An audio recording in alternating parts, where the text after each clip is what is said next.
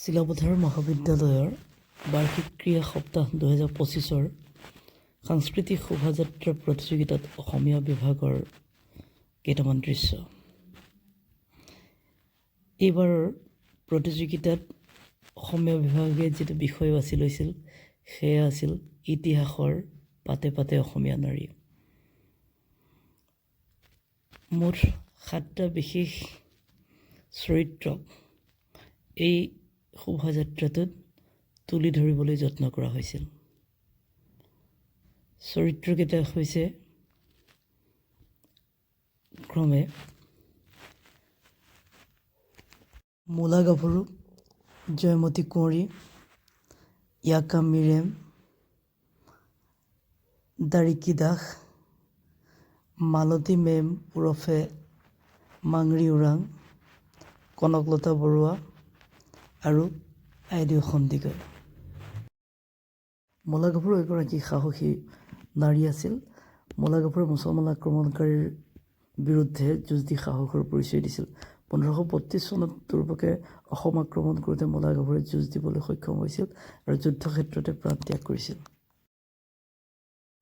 জয়মতী অসম বুৰঞ্জীৰ এক উল্লেখযোগ্য চৰিত্ৰ। যেতিয়া এক বিশেষ ৰাজনৈতিক পৰিস্থিতিত গদাপাণিয়ে ৰজাৰ সৈন্যৰ পৰা পলাই ফুৰিবলগীয়া হৈছিল, জয়মতীয়ে তেওঁৰ ঠিকনা ৰজাৰ সৈন্যক নকৈ বহুদিন ধৰি চাওদাঙৰ শাস্তি খাই মৃত্যুবৰণ কৰিব লগা হৈছিল। ইয়াকা মিৰেম মানৰ অসম আক্ৰমণৰ সময়ত অত্যাচাৰী মানৰ বন্দীশালৰ পৰা পলাই আহিবলৈ সক্ষম হোৱা এগৰাকী মহিলা। দুৰ্বাৰ সাহসী, অতি তীক্ষ্ণ বুদ্ধিসম্পন্ন ইয়াকা সঁচাই আছিল দূৰদৰ্শী আৰু অতি চতুৰ। মাংৰি ওৰাং চাহ বাগিচাৰ মদ নিবাৰণী আন্দোলনৰ এগৰাকী অন্যতম নেত্ৰী আছিল।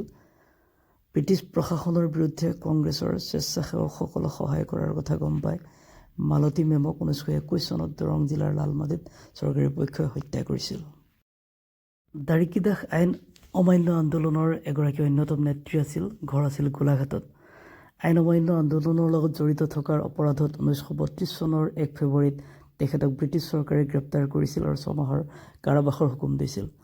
গ্ৰেপ্তাৰৰ সময়ত গৰ্ভাৱস্থাত থকা এগৰাকী সংগ্ৰামী মহিলাই চৰকাৰে আগবঢ়োৱা জামিনৰ সুবিধা অগ্ৰাহ্য কৰি দেশপ্ৰেমৰ অতুলনীয় চানেকি দাঙি ধৰিছিল।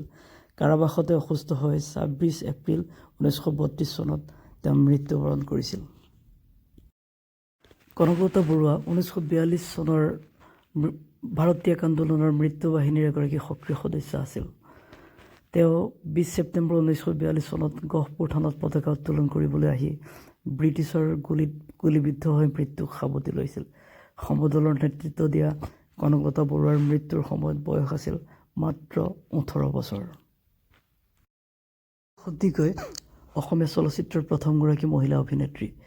জ্যোতিপ্ৰসাদ আগৰৱালাৰ দ্বাৰা নিৰ্মিত প্ৰথম অসমীয়া বোলছবি জয়মতীত নাম ভূমিকাৰ মূল চৰিত্ৰত তেওঁ অভিনয় কৰিছিল।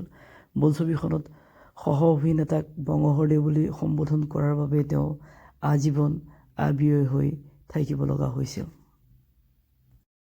ভিডিঅ'টো শেষলৈ চোৱাৰ বাবে আপোনালোকক ধন্যবাদ জনালোঁ।